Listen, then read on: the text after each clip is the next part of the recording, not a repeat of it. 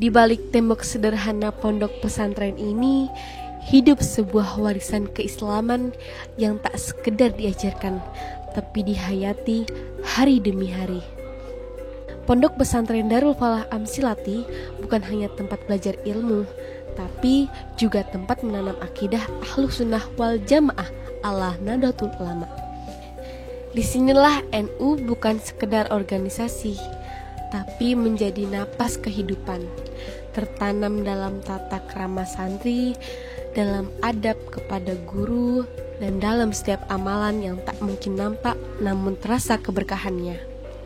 Melalui zikir, sholawat, tahlil, dan sholat berjamaah yang dijaga dengan sepenuh hati, pondok ini membentuk santri bukan hanya cerdas secara ilmu, tapi kokoh secara ruhani.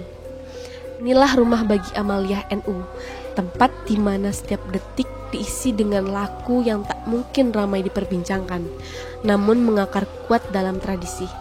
Mari kita susuri jejak-jejak ruh itu, ruh yang tak nampak namun terasa.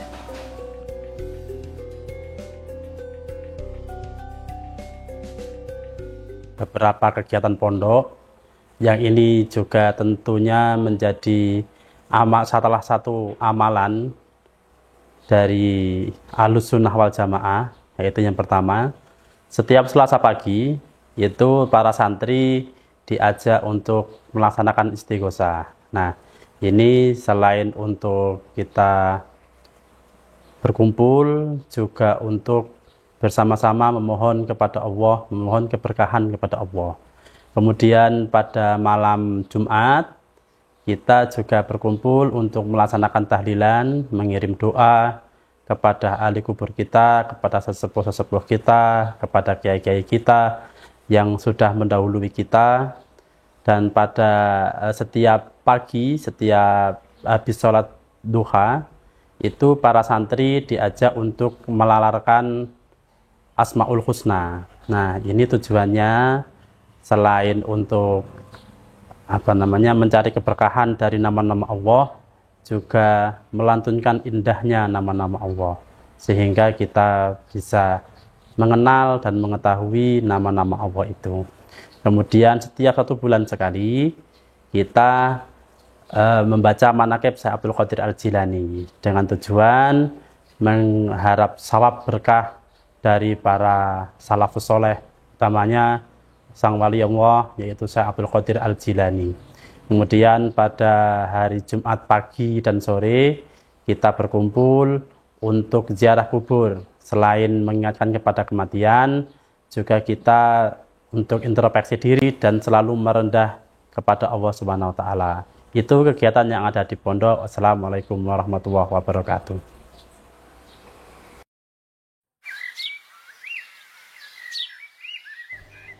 Istighosah menjadi bahasa sunyi yang mengunggah langit, sebuah permohonan yang lahir dari hati-hati yang lelah, namun tak pernah menyerah. Kegiatan istighosah ini dilakukan rutin 1 minggu sekali, sebagai upaya membiasakan para siswi untuk selalu dekat dengan Allah, bukan hanya pada saat kesulitan, tetapi dalam setiap keadaan. Diharapkan melalui kebiasaan ini, para siswi tumbuh menjadi pribadi yang senantiasa mengandalkan doa, tawakal, dan memiliki ketenangan batin dalam menjalani kehidupan.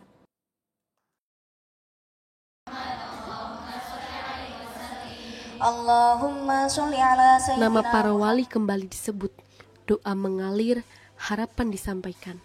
Manaqib bukan sekedar kisah, tapi cahaya dari masa lalu yang menerangi masa kini.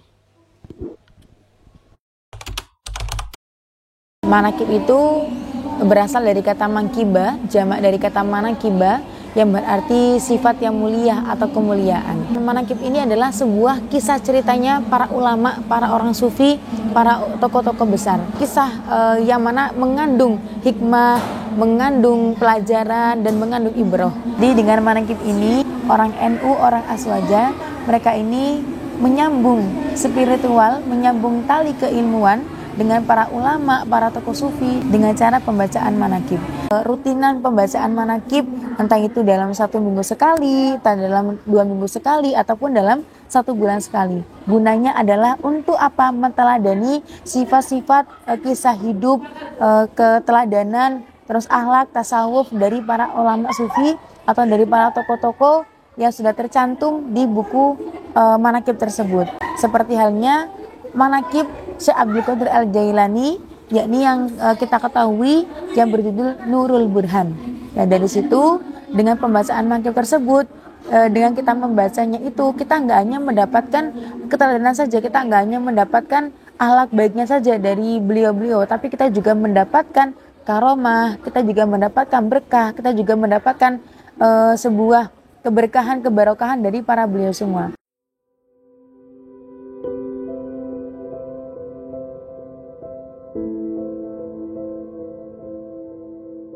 Langkah kaki menuju makam para masyayikh.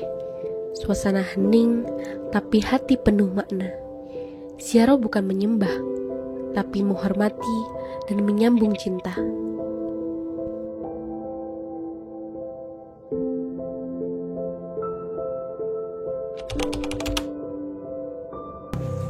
Saat berziarah ke makam, saya jadi terbayang betapa besar perjuangan para ulama dahulu. Orang-orang yang ilmunya masih kita manfaatkan hingga sekarang.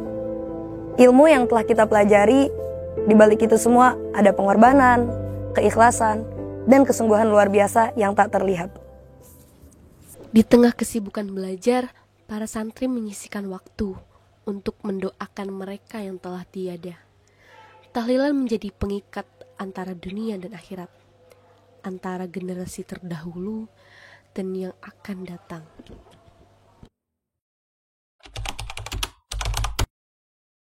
Tahlilan sebagai salah satu tradisi keagamaan dalam Islam yang biasa di kalangan Nahdlatul Ulama memiliki peran yang sangat signifikan terhadap pembentukan karakteristik dan moral santri. Yang pertama yaitu menumbuhkan rasa hormat dan kepedulian terhadap sesama. Biasanya tahlilan ini dilakukan untuk mendoakan orang yang sudah meninggal. Di sini santri dilatih untuk membalas jasa-jasa orang yang sudah meninggal dengan mendoakan mereka. Yang kedua yaitu mendekatkan diri kepada Allah. Tahlilan adalah bagian dari dzikir. Dengan melafadzkan tauhid, tahmid, tahlil, santri dibimbing untuk selalu mendekatkan diri kepada Allah Subhanahu wa taala. Yang ketiga yaitu melatih disiplin dan tanggung jawab. Tahlilan dilaksanakan secara terstruktur dan berjamaah. Di sini santri dilatih untuk bersama-sama dalam kekhusyuan, bersama-sama berdoa kepada Allah dalam disiplin waktu. Yang keempat yaitu membentuk jiwa yang tenang dan ikhlas. Suasana tahlilan membuat santri merasa tenang dalam kekhusyuan dan melatih santri untuk selalu ikhlas dalam beramal. Yang kelima, menanamkan nilai keikhlasan dan amal jariah.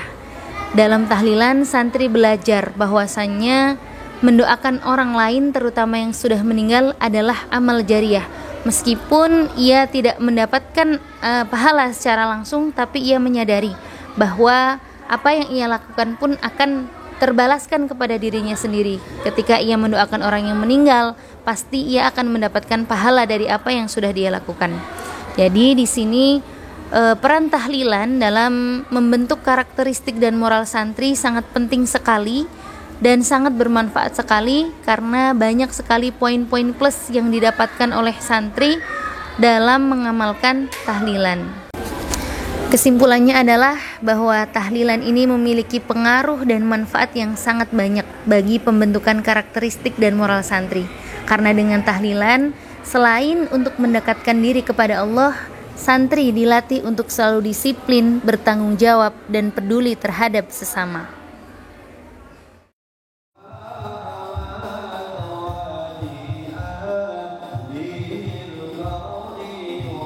Dalam setiap bait pujian, santri menabur cinta yang tak bersyarat kepada Rasul. Sholawat bukan sekedar lantunan syair, tapi jalan pulang menuju jiwa yang rindu. Saat hadroh ditabuh dan suara menyatu, terasa seolah ruh Nabi hadir, menjadi cahaya di tengah malam yang sepi.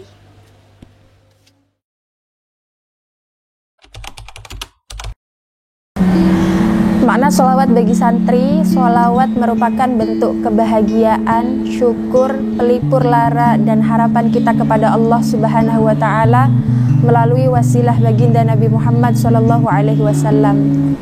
Bahagia dan syukur sebab dari banyaknya Nabi, Allah pilih kita untuk menjadi umat daripada Sayyidul Anbiya, yakni Nabi Muhammad, pelipur lara dan harapan, sebab bersolawat 1 kali dibalas 10 kali, yang mana balasan ini menjadi harapan bagi kita untuk terus melakukan kebaikan-kebaikan. Harapan ini menjadi obat bagi kita ketika nanti bertemu dengan Nabi, disyafaati oleh Nabi di surga.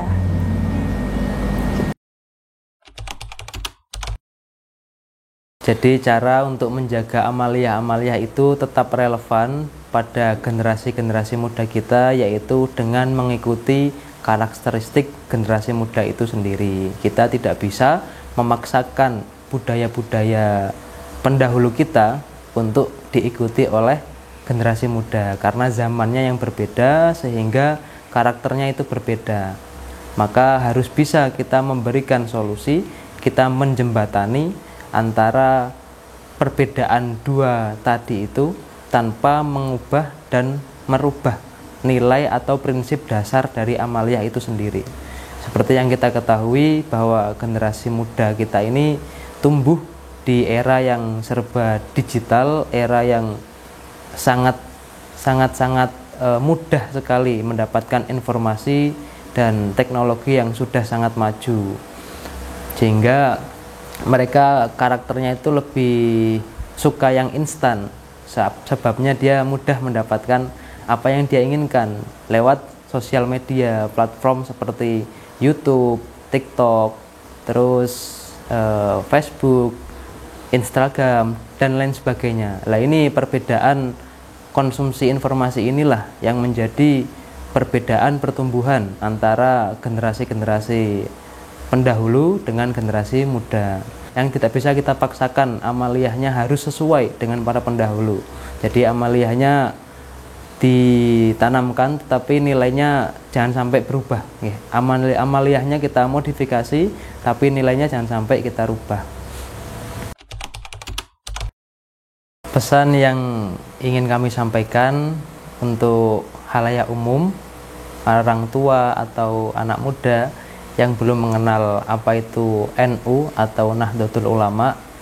Jadi NU ini bukanlah sebuah agama ya, NU ini bukan sebuah agama, melainkan NU adalah ormas, organisasi masyarakat yang berjalan di bidang lembaga, di bidang sosial, dan lain sebagainya. Nah, kemudian dalam ormas itu sendiri mereka memiliki manhaj atau manhaj, jalan yang mereka pilih untuk ditempuh dalam bersyariat atau memeluk agama. Banyaknya manhaj yang dipakai sama ormas NU sendiri yaitu adalah madhabnya Imam Syafi'i. Seperti amaliyah-amaliyah tadi, itu merupakan manhaj yang digunakan atau yang ada dalam ajaran madhab Imam Syafi'i. Oke. Maka dari itu jangan salah menilai apa itu NU. NU bukanlah agama, NU hanyalah organisasi masyarakat yang bergerak di bidang pendidikan dan di bidang sosial. Dan apabila kita melihat dari data yang sudah dipaparkan oleh Lembaga Survei Indonesia pada tahun 2023, itu tercatat ada 56% penduduk Indonesia yang mengaku sebagai anggota NU. Dan pada tahun 2024 dari Research Alvaro Research Center menyebutkan bahwa angka itu naik menjadi 57%.